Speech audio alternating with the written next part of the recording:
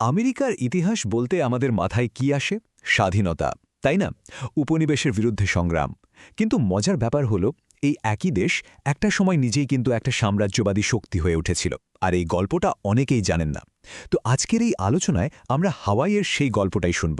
দেখব কিভাবে একটা আস্ত স্বাধীন রাজ্য আমেরিকার অংশ হয়ে গেল।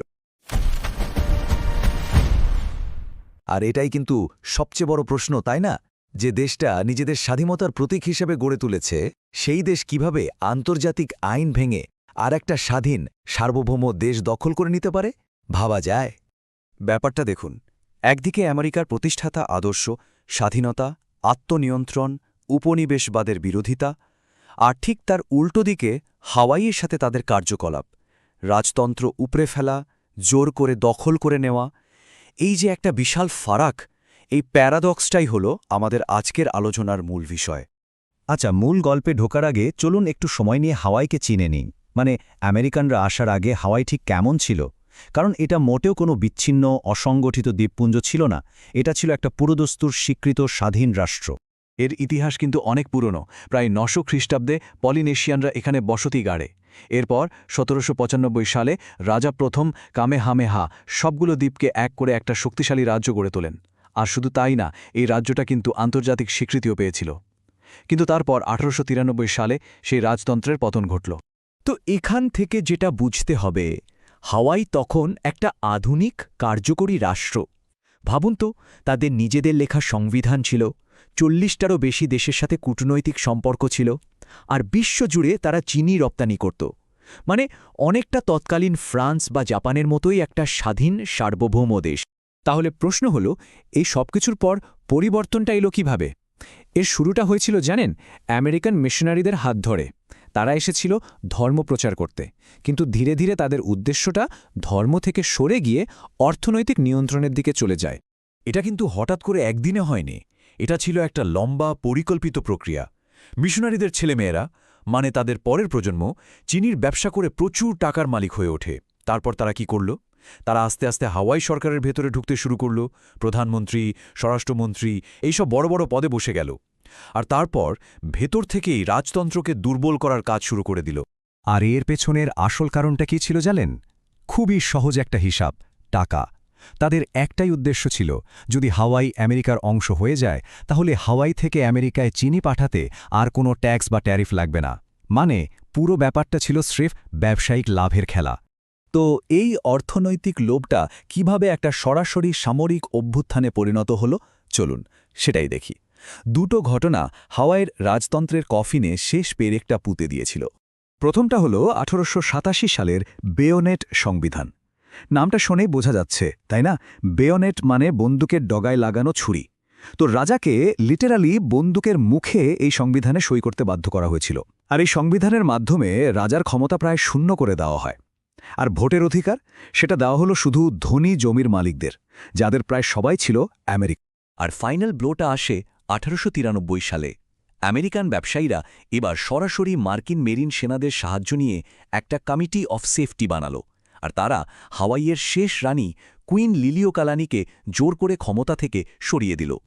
হাওয়াইয়ের ক্ষমতা তো দখল হল, কিন্তু আসল লড়াইটা তখনও বাকি ছিল।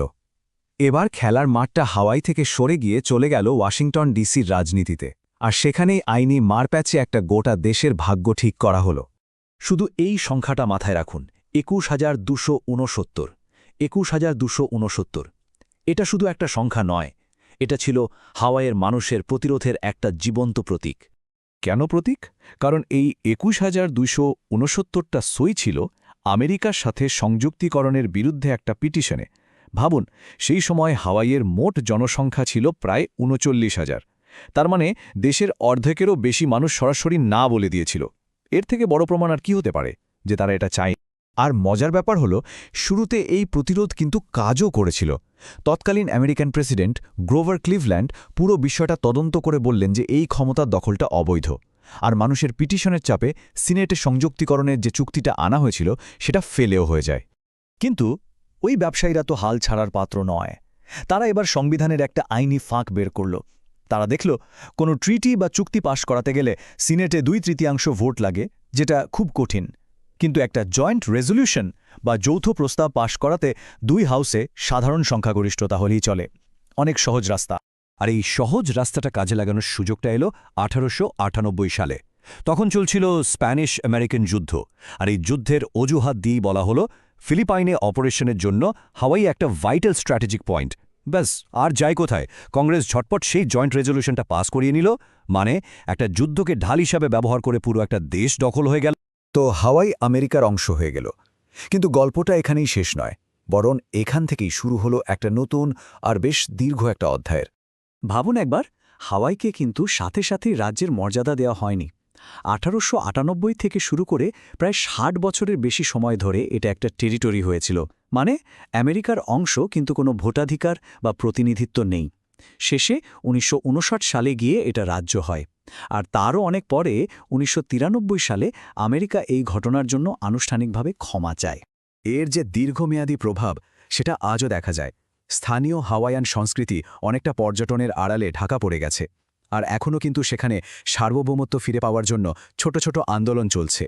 শেষ করার আগে রানী লিলিওকালানির একটা কথা শেয়ার করি। তিনি ওয়াশিংটনে চিঠি লিখে আবেদন করেছিলেন এই বলে যে, আমি আশা করেছিলাম যুক্তি আর মানবতা জিতবে, কিন্তু তা হয় না। বড় শক্তির বিরুদ্ধে আপনার যুক্তি আর মানবতা দুটোই হেরে যাবে। কি অসাধারণ আর দুঃখজনক একটা কথা, তাই না? তো হাওয়াইয়ের এই পুরো গল্পটা আজকের দিনে আমাদের একটা খুব বড় প্রশ্নের সামনে দাঁড় করিয়ে দেয়। এই যে সুপার পাওয়ারদের দুনিয়া, যেখানে ক্ষমতা আর স্ট্র্যাটেজিক ইন্টারেস্টই সবকিছু, সেখানে ছোট ছোট দেশগুলোর সার্বভৌমত্বের আসলে দাম কতটা?